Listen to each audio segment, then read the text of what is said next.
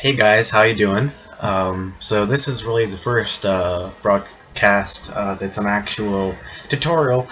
So today I'm going to be talking about materials for when you're backpacking, trekking, hiking, you name it, hot or cold, it doesn't matter. What materials of clothing and how they'll affect your comfort and your safety. So most people, if they're just getting into the sport, any sport really in the outdoors, if they just go hiking for a day or two, they'll usually just wear cotton or something you'd wear to the mall, or something you'd wear to work out, You don't really think much of it. Now, surprisingly enough, with each kind of material you wear, it has different properties. Cotton is a big bad no-no when it comes to hiking, backpacking, or really any kind of sport where you're going to be sweating or getting wet. For a few reasons. One is that once cotton gets wet, it doesn't retain any heat anymore. So you could have a huge cotton parka, gets really wet, not worth anything. Also, it takes a long time to dry. So unless you're trying to stay cool, this is not good at all, especially if you're going to be in a cold climate. So, unless you're going to be in the desert in Arizona or wherever, cotton is pretty much a no-no. So the other, in terms of the other kind of iffy fabrics is down. Now down makes a great insulator for like jackets or vests. But the thing with down is that once it gets wet, it takes a long time to dry and it loses all its heat retainability too. Same as cotton.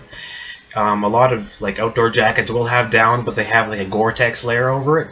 So it's usually okay, but with sleeping bags, you usually have to be a little careful to make sure they don't get wet. So those are the two main materials that you have to worry about getting wet. Now for some more, I'd say better ones, usually the two main categories of good materials is synthetics and wool. So I'll go over synthetics first. This is just a pair of, I guess, lawn johns I have. And this is made of polyester and spandex.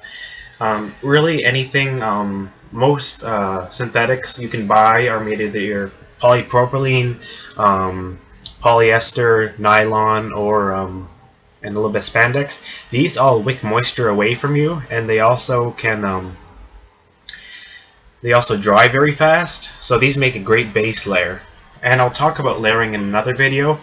But synthetics are great. You can also get synthetic sleeping bags, which even if they get wet, they'll still keep you fairly warm. Another one is fleece, which is technically, I guess, a synthetic because it's not really made of natural materials generally. At least most of the ones you can buy nowadays. This is made by Helly Hansen. And this is just a mid-weight, kind of mid-layer fleece. And again, it's the same thing. If it gets wet, it'll still keep you warm. It dries fairly fast, not as fast as most synthetics, but it's still very good if it gets wet.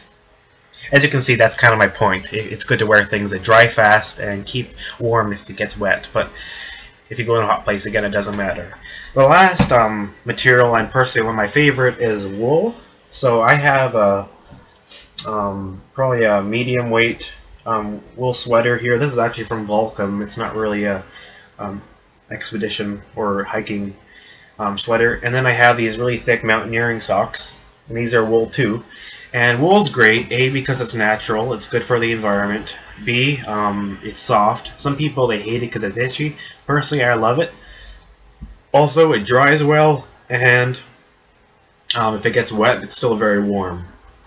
And also, it's very inexpensive. You can get a whole setup of like mid-layers at a thrift store for really cheap instead of going and spending like hundreds of dollars. You can get like a cheap sweater and cheap wool pants, and you're good to go for mid-weights. Anyway, that's my spiel about materials and clothing. Hope that wasn't too long. And yeah, looking forward to the next broadcast. Thanks.